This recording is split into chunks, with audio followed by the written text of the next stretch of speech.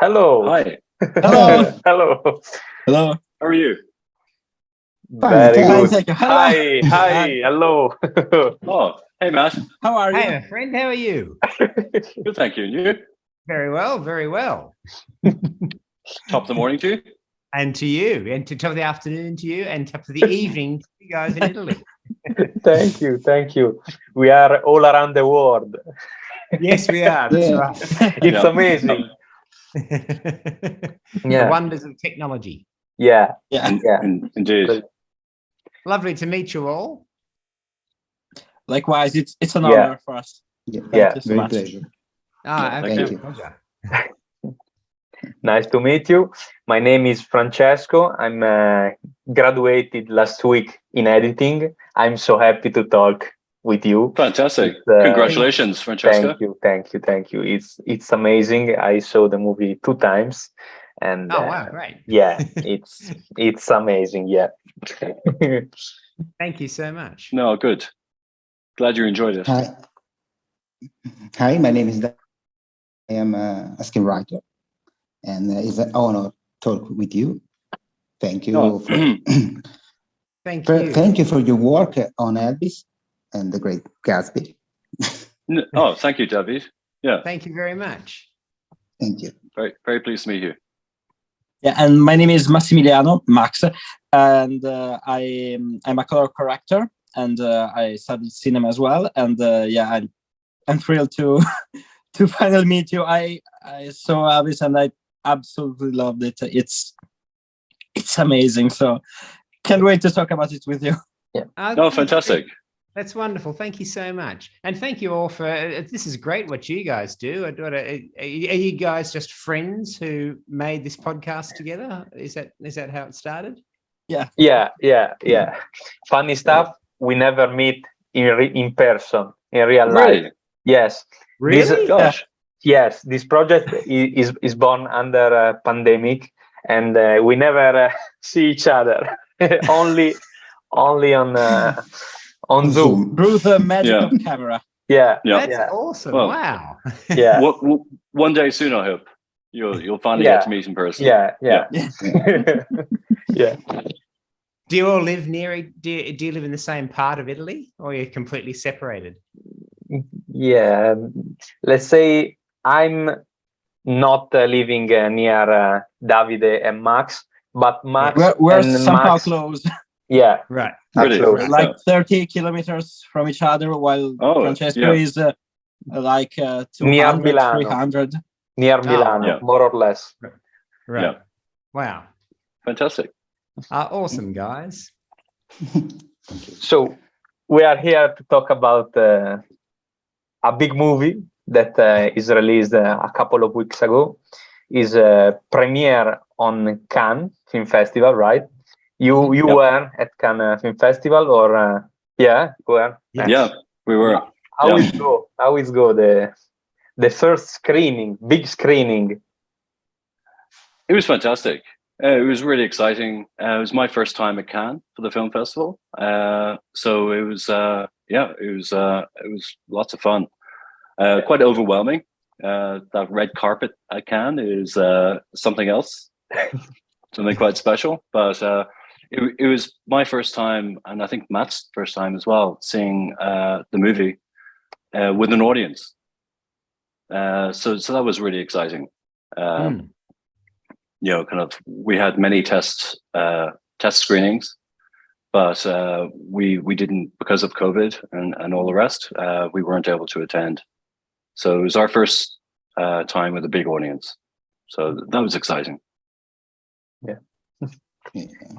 Yeah, exactly. So it was John and I were able to be there together with a few of our other friends from the film, and yeah, it was very overwhelming. There was people everywhere, and just a real energy to the place, which was really, really exciting. It was a wonderful way to bring the film to the world, you know.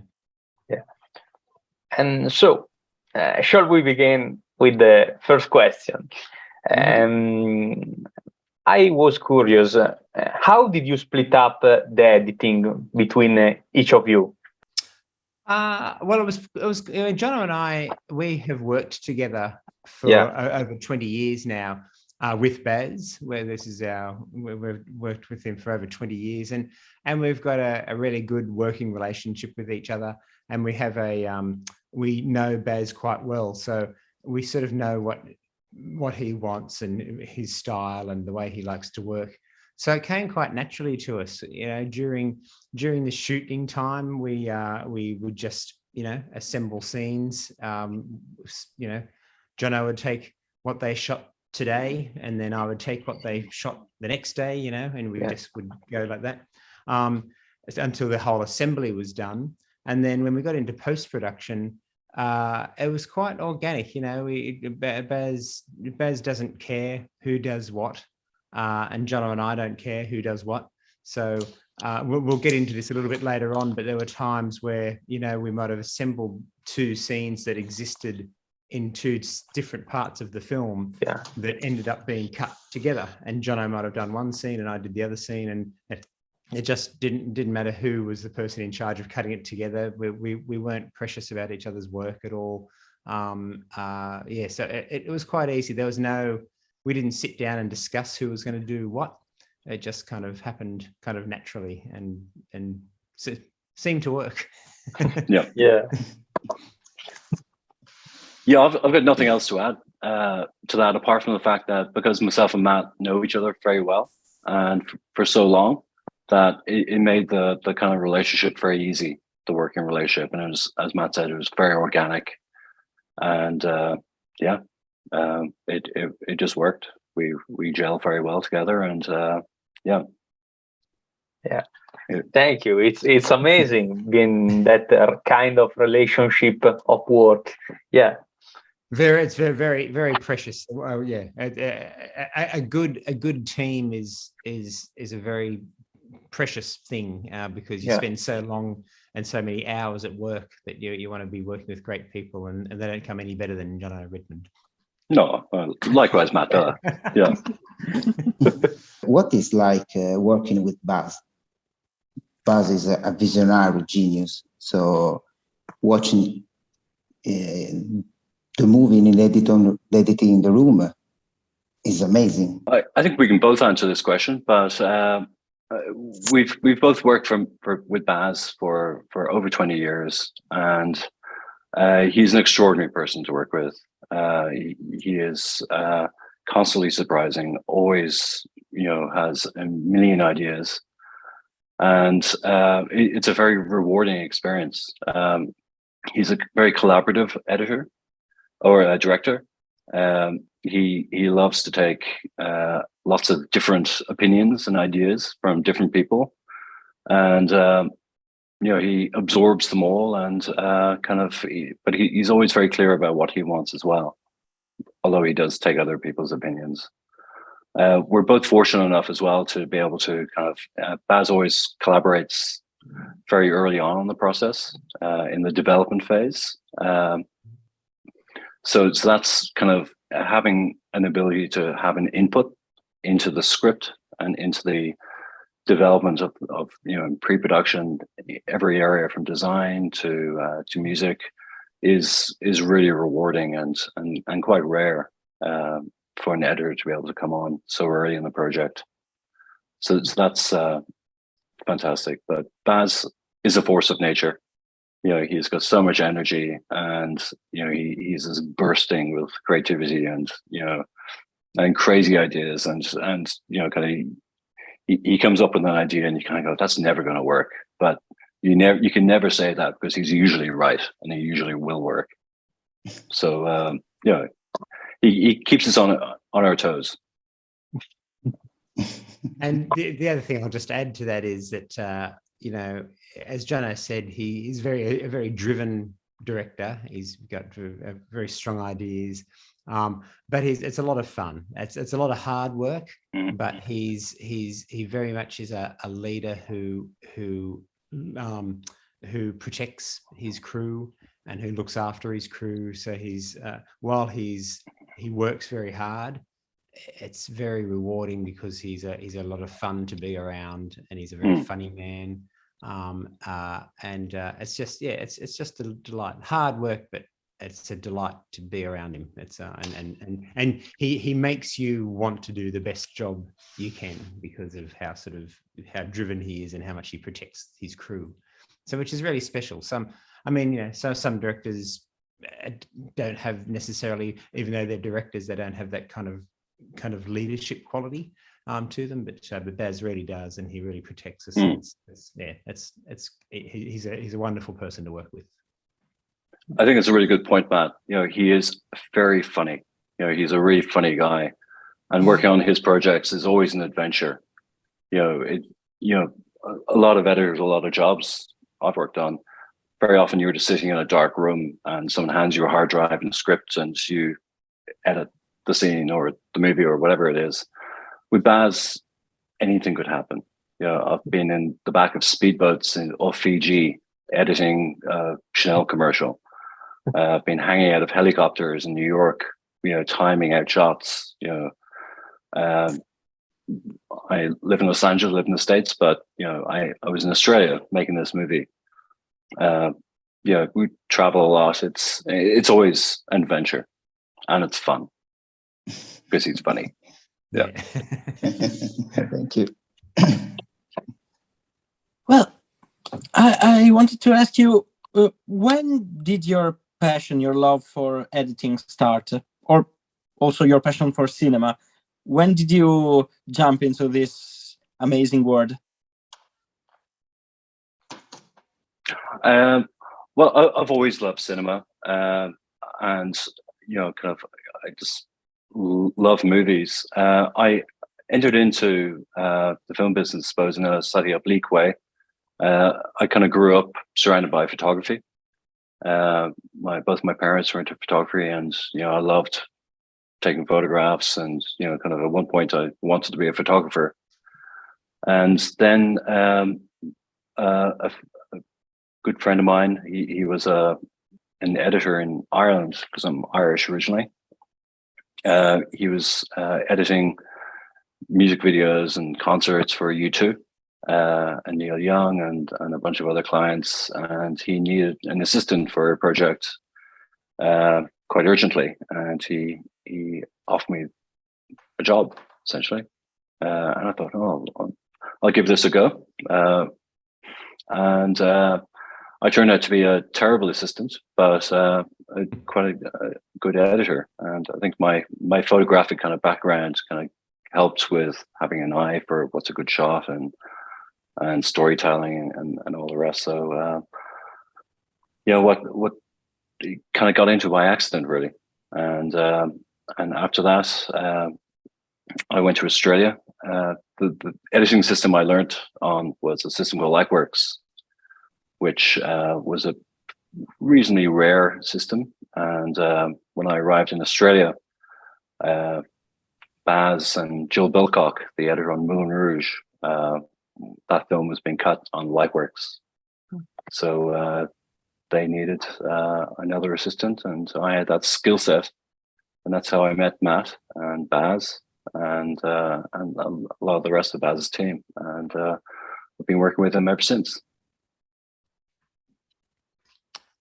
I'm old enough to have grown up with the original Star Wars films, and just from a very early age, when I first saw that at the cinema, and it was literally that movie that I saw at the cinema, I thought that I realized for the first time how powerful cinema and storytelling in the cinema can be, and the bringing together of picture and sound and music, and it was such a powerful experience. And from that early age, I never wanted to be an astronaut or a fireman or any of those sorts of things, or a rock star. I just went straight to wanting to be involved in the film business somehow. I didn't know how, but I just wanted to be involved somehow. So that was always my kind of passion. And when I left school, I made little short films as a child and so on. When I left school, I was lucky enough to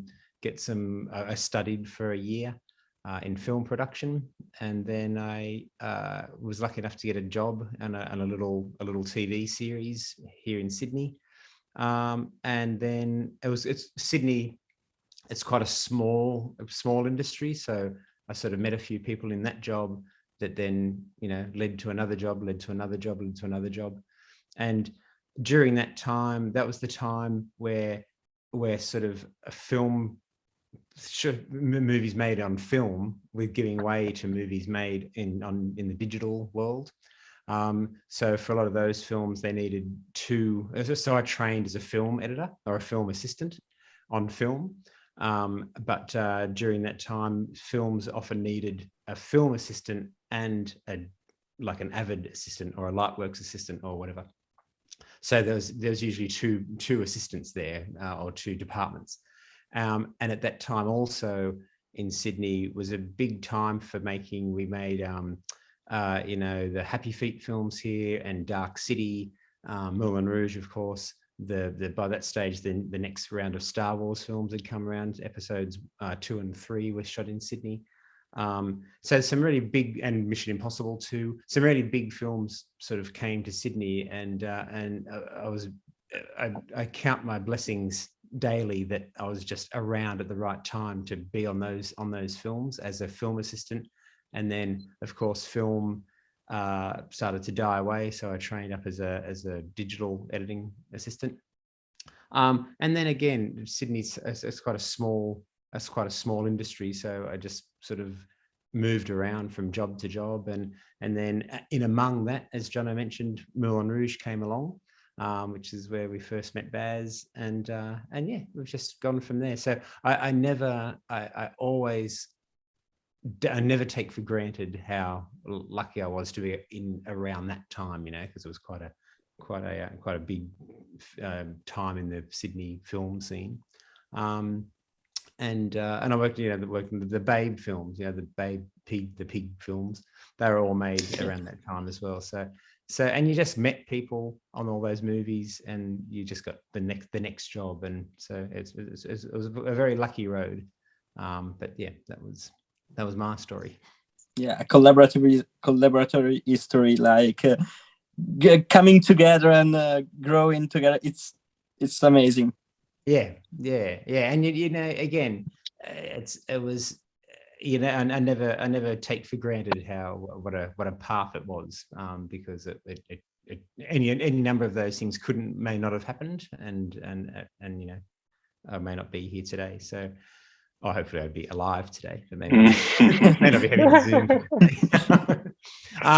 So yeah, that's me. Yeah, thank you so much. And yeah, thank you for the whole answer. And I want to ask, how did you manage to maintain the director style, but not subtract anything to the more narrative story from the film? Well, I guess again, as we mentioned, we sort of have known known Baz for such a long time, so we sort of always knew what his style was. And you know, the film was shot very conventionally. So it could have been just a straight narrative movie, but that was never what Baz wanted. He always intended it to be, you know, not your average picture about the life of somebody. So a lot of the scenes, you know, a lot of the stylistic scenes were planned that way. You know, like when he's a little boy and he goes to the Pentecostal tent, and we flash from that to the hayride back alley and that kind of thing. That was always planned to be that way. So too with the Ferris wheel, when they're talking on the Ferris wheel, and we flash to the signing of the contract, or we flash to, you know, breaking up with the girlfriend and so on. So those scenes were always planned that way. So yeah, that was always been the way it was meant to be. And then for other scenes that weren't planned like that, when we started to, our original edit of the movie was 4 hours and 20 minutes long, and so we knew we had a lot of material to work with, but of course it had to come down in time. So we would then take some of the stylistic choices that Baz likes, with intercutting between different scenes and that kind of thing, and would apply that to the rest of the movie where possible in order to condense the time down. So we never went into it thinking it was going to be anything other than have that style to it. But oftentimes the style was born out of necessity to bring it down. Yeah. Does that kind of answer the question? Sorry, I think I might have absolutely. Yeah, because I watched the movie and the thing is, why, how? it's so amazing. It's 2 hours and 30 and more of read music. It's so amazing. You sit here and all come out. It's amazing. Yeah. Thanks, Richard. Yeah. I think the only thing I'd add to that about the style and the narrative is very often Baz's directorial style has a narrative purpose as well. It's not just style over substance. It's Baz uses kind of fast editing and some modern music to tell a narrative in itself, and try and decode certain moments for a younger audience. The fast cutting, the modern music, kind of tells a younger audience who certainly weren't around when Elvis was. We weren't around when Elvis was singing his first songs in the 50s. It's hard to understand how radical and dangerous Elvis was at the time when he came out. So Baz uses his style and fast editing, modern music, and kind of mashing everything together to kind of illuminate to a younger audience kind of how radical Elvis was. So his style definitely has a narrative purpose as well as just being a Baz Luhrmann style. Yeah. That's a great point. Yeah. So Elvis is an amazing movie, and what was it like to bring the life of the King of Rock to the big screen? Because I think Elvis is amazing. Watch the King on the big screen, and you work on it.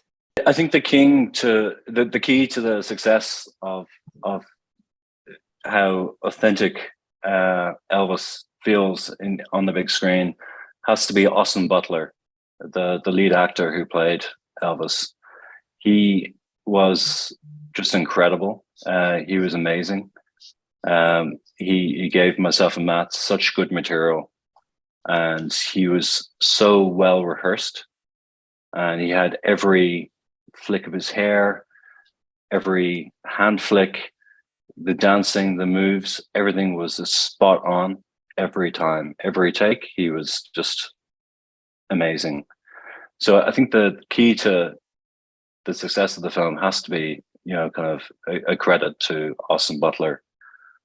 He rehearsed so much. I mean, one thing which happened kind of early on in production, in pre-production, in fact, just before we started filming, Tom Hanks got COVID, which means we got shut down for about 5 or 6 months, which was, and the silver lining of that kind of shutdown was the fact that Austin had more time to rehearse, practice his dance moves. He also sang a lot of the music. All the music in the first third of the movie, in the first act, the 50s period, was actually Austin singing. So not only was he acting, not only was he dancing, but he was also singing. So it kind of goes to show how good he was. And beyond that, it was exciting to see kind of. There've been a number of Elvis movies made before. There was the Kurt Russell telly movie. There was John Rhys Meyers, I think, did a mini series, but no one's ever kind of tackled the big Elvis cinematic experience before. So that was really exciting. I think a lot of people in the film industry in Hollywood over here thought it was just impossible to get an actor to play a good Elvis Presley, and I think Austin proved them wrong. And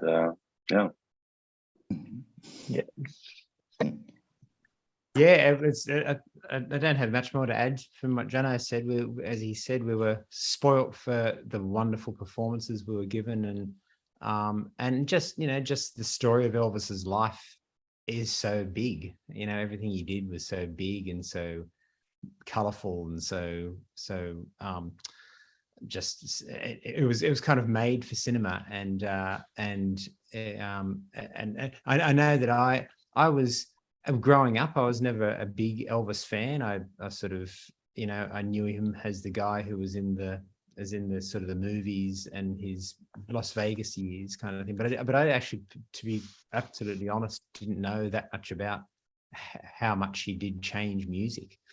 So it was a real joy to see that story, just for my own education, and yeah, everything he did was so big and bold and changed the scene so much that it was just the story itself brought the wow factor to the story, so it was quite exciting. But yeah, we were given wonderful performances and a wonderful script and a wonderful director to do it, so it was good. Okay. Well, I one thing that I saw the movie after the comments that Mr. Luhrmann made about the 4-hour long cut of Elvis.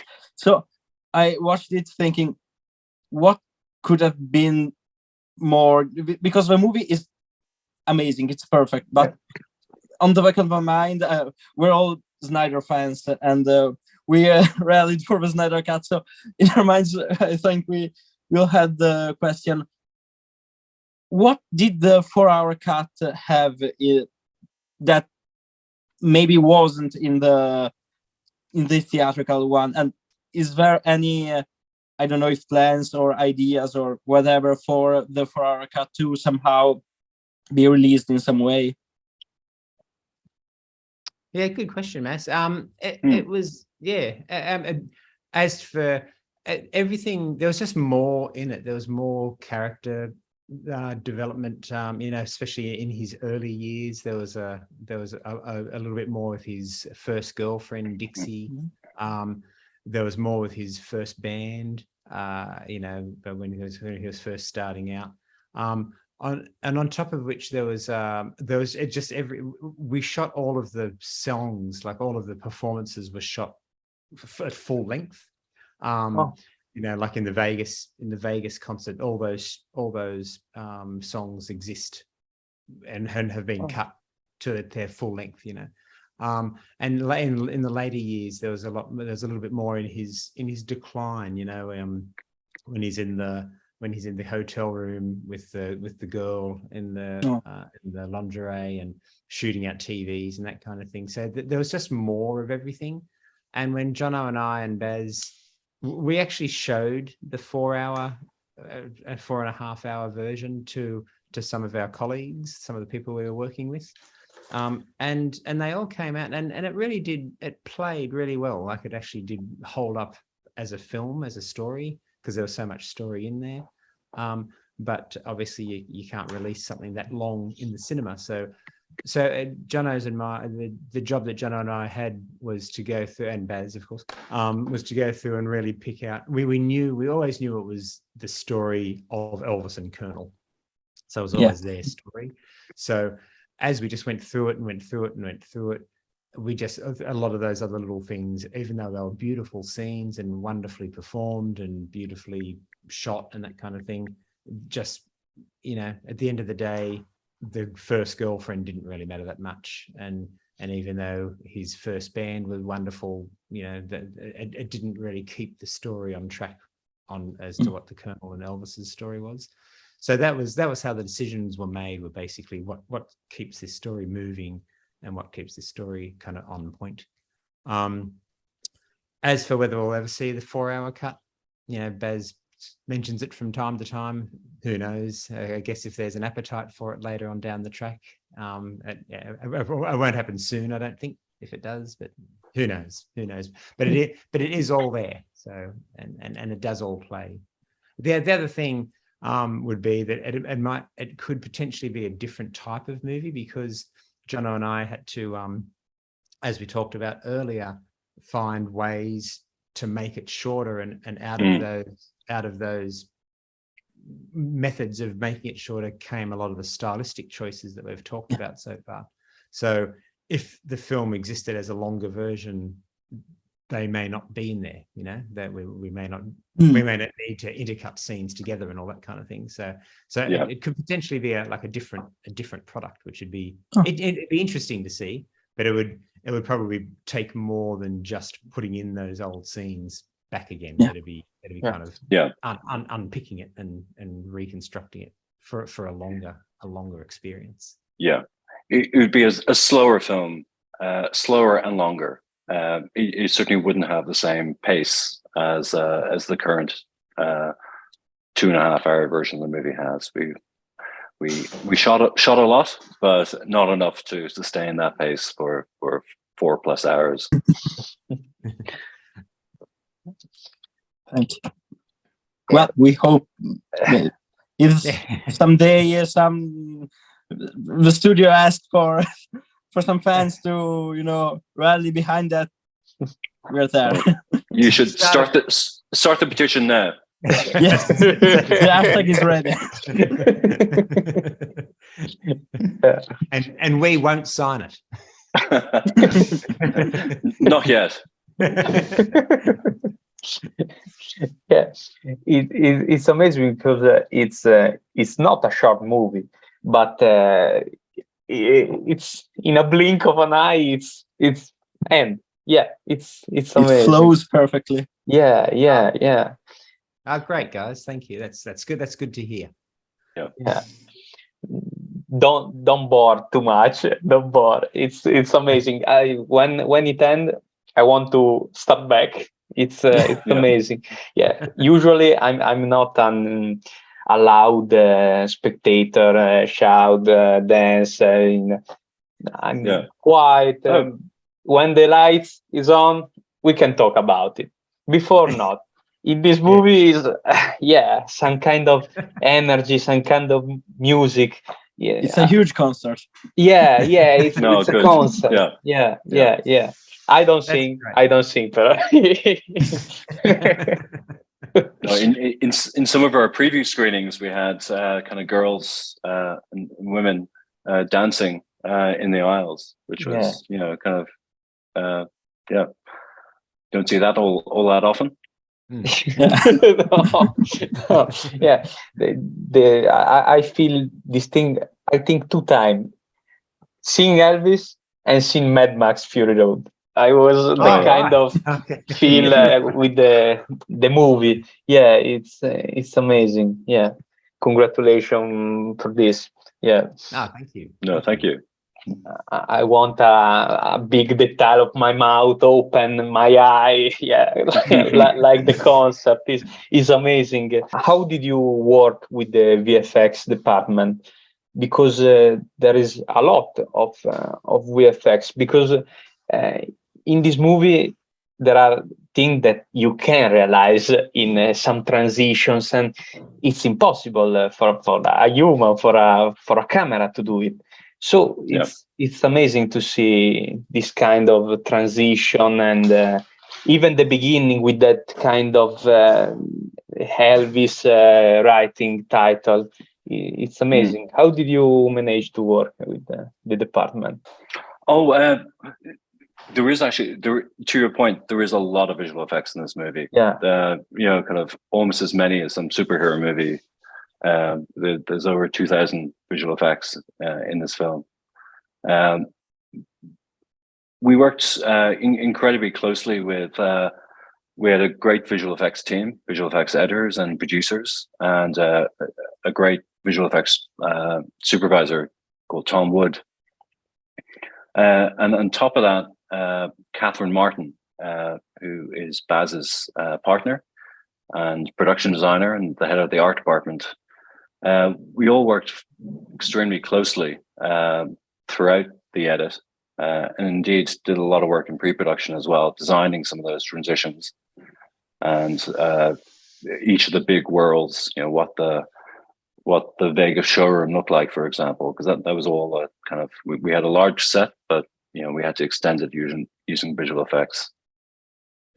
And it was just a great collaborative process as the edit progressed. Baz and Catherine Martin and the visual effects team and us just kind of worked on coming up with different designs, tried different things, and it just kind of evolved as the edit went. But it was a very collaborative process, and the transitions, kind of some of them were planned, and some of them, just we kind of designed in the editing process. But Baz is always, it's a very important thing for him, is transitions, ins and outs from one scene to another is something he puts a lot of thought into and a lot of work. He's not a kind of, just a straight cut, cut to an exterior, an establishing shot, next scene begins, everything has to flow and kind of seamlessly transition with Baz. So it's a very important part of his work, and the visual effects team were crucial in realizing that. Yeah. The other thing, guys, is that Baz does a lot of. I mean, this happens a lot in a lot of movies, but particularly with Baz, there's a lot of creation keeps happening throughout post. So as Jono mentioned, some of the transitions weren't planned, but we'd just have to invent them along the way. And he also uses any footage that he's ever shot, camera test footage or costume tests or anything like that. A lot of the time it's shot with an idea that maybe that might help somewhere along the way. So, when it came time to, for example, the scene where Elvis is becoming very rich, he moves into Graceland, or when he's on the road, he's on tour going through in the 50s. A lot of the material in that was not shot with that intention, but it was all camera, shot as a camera test or shot as a costume test or whatever. So everything gets used and gets thrown to the visual effects department to do with what it was never intended to do all of the time. So it's wonderful having them. As Jono mentioned, they were literally in the same building as us, so they were always there just to speak to and ask, can we do this? And even if you can't do it, can we do it anyway? So it was a great collaboration for sure. Another kind of big visual effects task was we used quite a bit of real footage of Elvis Presley, and in the 60s montage, the visual effects guys used AI to transpose Austin's face onto real footage of Elvis Presley from his movies. So that was quite a long process to make that look good, but they kind of got there in the end, and it's very convincing. Amazing. Yeah.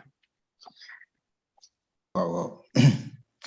Okay. I go out to Elvis movie, and I want to make a question.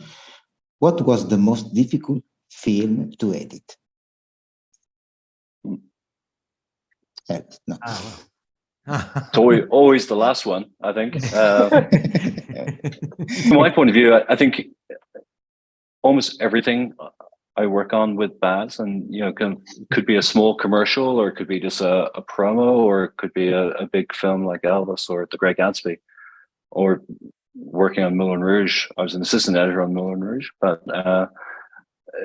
Baz Luhrmann brings an extra element of kind of hard work. It's fun hard work, as we were talking about earlier on, but it's almost like a vocation. Kind of the rest of your life kind of stops. The 100% focus. It's not just a job, and I think that's a good thing, but also a bad thing. But largely a good thing. It's all consuming, and I think it's a challenging but also rewarding thing about working on Baz Luhrmann movies. But I would say Elvis is probably the most challenging movie for lots of different reasons, COVID being one of them. Yeah. It's been a long project. I first started working on Elvis probably 5 years ago, and I only finished a couple of months ago. So it's been a long project. I had 2 babies during this project. Really? Yeah. So, Congratulations. Yeah. Congratulations. Thank you. Yeah. 2 Elvis babies. But yeah, just an indication of how working on the Baz Luhrmann project, it just takes over your life, and and that's a good thing. Kind of friends like Matt Villa, and Baz and Catherine Martin, and producers Skylar Rice, and the music guys Elliot Wheeler. We all kind of form a little family, a second family. But which is wonderful, but it's also challenging, and it takes a lot. I totally agree with what Jono said. I think I don't think Jono and I have spent as many overnights at work, sleepless nights at work, and weekends and things. So from a physical standpoint, they are often hard, but I couldn't agree with Jono enough to say that while it's hard, it's incredibly rewarding, and the pain of those sleepless nights you forget about, but the memories of how much fun you had remain. So yeah, I think that's right. It's a rewarding but challenging but rewarding experience. And it's not that you don't want to give as much on other films, but with Baz, it's a particular life dedicating. So, yeah. Thank you.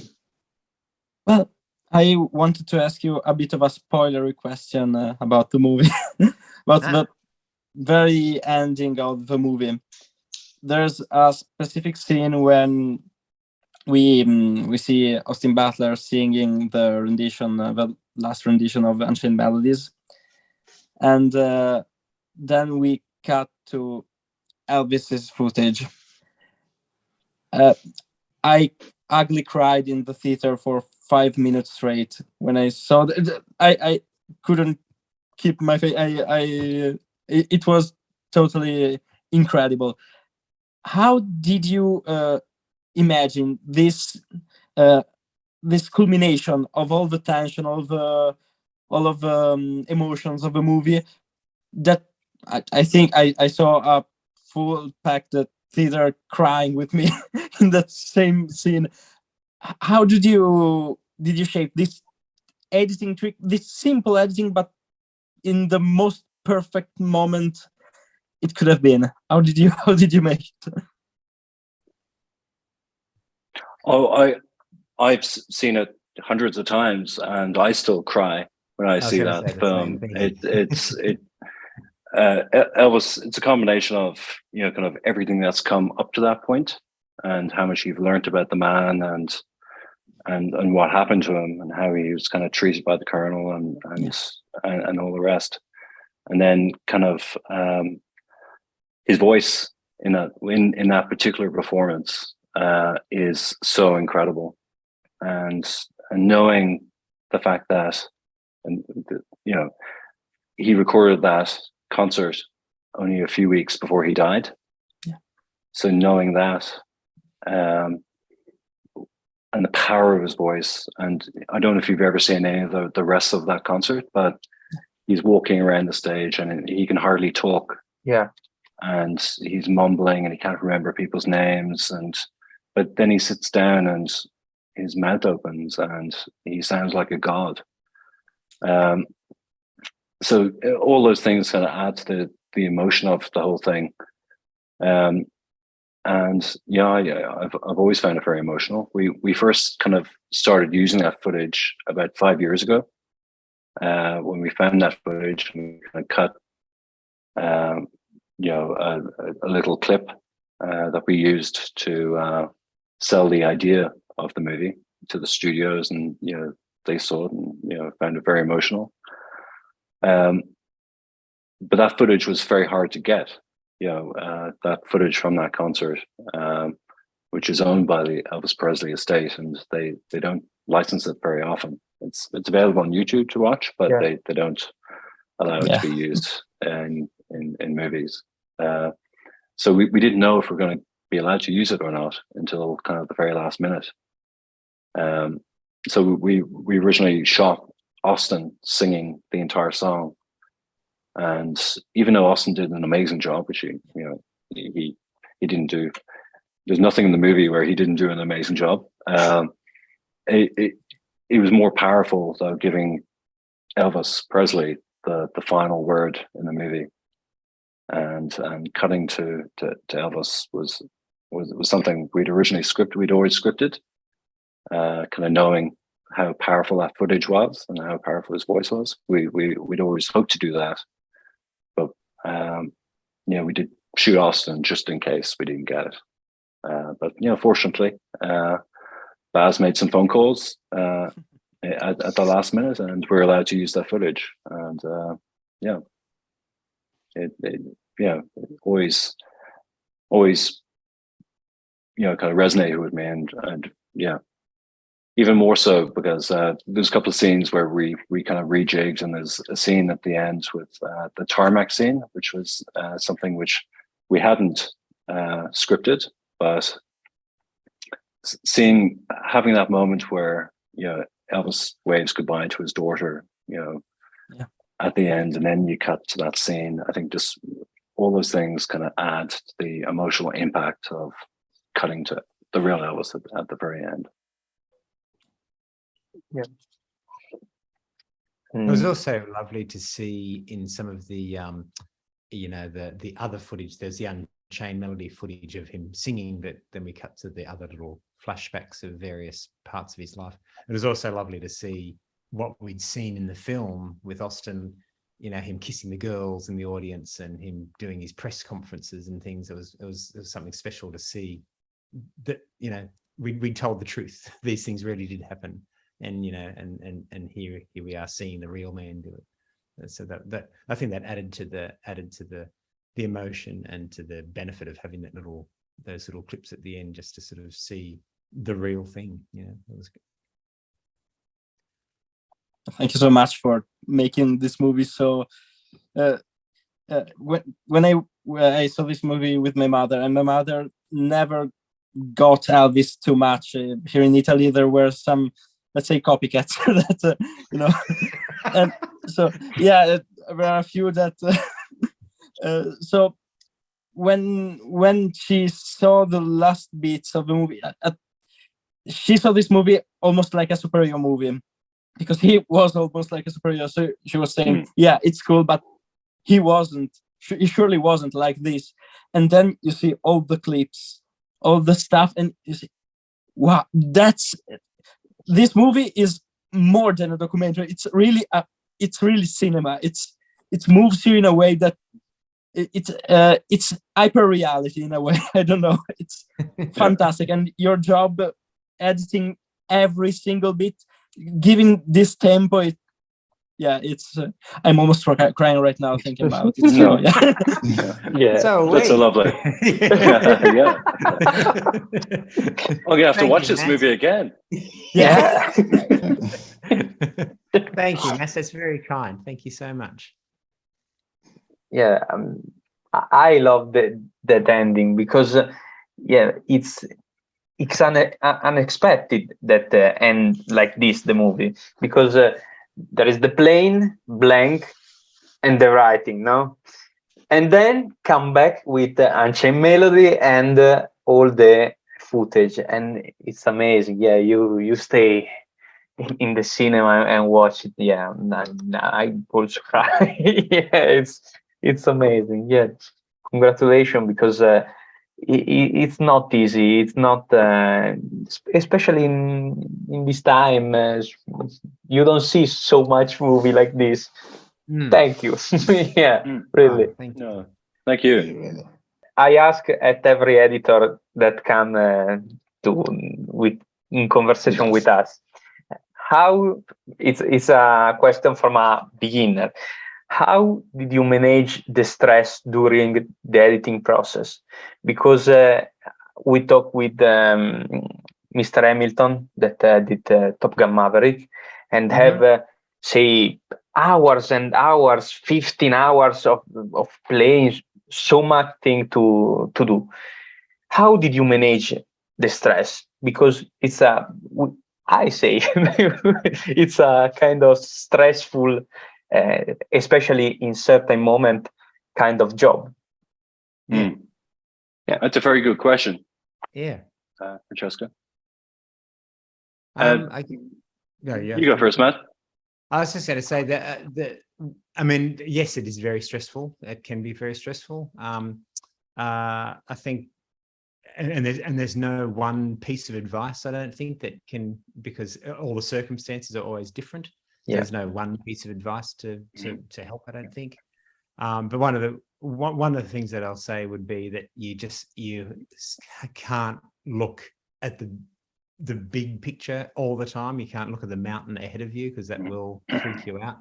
If you get, Jono and I were getting sort of, sometimes 10, 15 hours of 20 hours of dailies a day, because they were always shooting multiple cameras.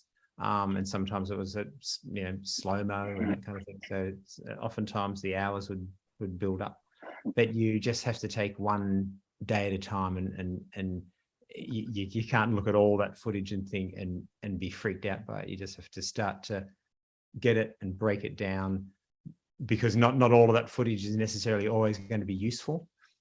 So you can start to strip away the bits that are clearly of no use. It's just all about sort of getting into your mind the specific job that needs to be done for that specific day, and then put it together in little pieces, rather than if you look at it too big, it will freak you out. And then just one other thing I'll say is that it comes with experience. I remember being completely freaked out when I was starting out, particularly when you got that first job as the editor, because you have this weight of responsibility on your shoulders. But it's not all yours. It's not, the responsibility isn't all yours, and you just sort of learn to navigate the political aspect of the cutting room. And you realize that it's you and the director there together, and your fellow crew members. And in Jono's and my case, I'm very, very lucky to have another editor to bounce ideas and to share the burden. But even in times when there is only you, you've always got the editor, and you've got your assistants, and it's very easy to think that this job is entirely yours to do, but it's filmmaking is collaborative, and you just have to remember that to sort of share that load a little bit. Thanks. I would echo everything Matt said. I totally agree with everything Matt said, and just add that kind of building a team around you that you like and work well with is also very important. And as Matt said, we had each other in this movie, which is fantastic, but we also had a fantastic team of assistant editors and second assistant editors, which and we all got on well. Kind of working with people that you get on well with isn't always a choice you have, but sometimes it is. And working with people you like, makes hard times much easier, and it helps with the stress levels, because they say it takes a village to do anything, and on a Baz Luhrmann movie it takes a small town of people working around the clock, and working with people that you like just makes a big difference. Thank you so much. Really. Thank you amazing. so much. And I Amazing think we have 1 minute left, something like that now. 2 minutes. 2 minutes. If you want to tell us your favorite Elvis song, and we'll leave you to your evening and to your morning to your afternoon, right? Yeah, afternoon here. Yeah. We go to sleep. Yeah, and we Very yeah. One quick thing. We are friends with people that work in the home entertainment, and realize beautiful that I show right now. Edition USA. Oh, fantastic! Ah. Wow. Yeah. Wow. Of Elvis. Yeah. So, what do you Oh, think that's about great. home video? Yeah. Oh, that looks cool. That's Yeah. fantastic. Beautiful. Yeah. Well done. That's Yeah. great. Yeah, we are a bit of nerd about the home video. Yeah. No, that looks Yeah. fantastic. You can see the the home video stuff, but we have it. Oh, excellent. Good. Yeah. That's Well, really cool. hopefully that will be available in 4K, Yeah. Dolby Vision. Yeah. Yeah, Oh, yeah. Excellent. Thank you so Good. much. That's It's awesome. amazing. Great. Thank you, guys. Guys, Lovely thank meeting you, so much. Francesco. Really Thank lovely you. to meet Thank you David, so much. Massimo, thank you very much. Thank you. Thank you. Thank you. Take care and hope the rain comes soon. Yeah. Thank you. Thank you, guys. Bye. Bye. Thank you. Bye. See you. Thank you. Bye.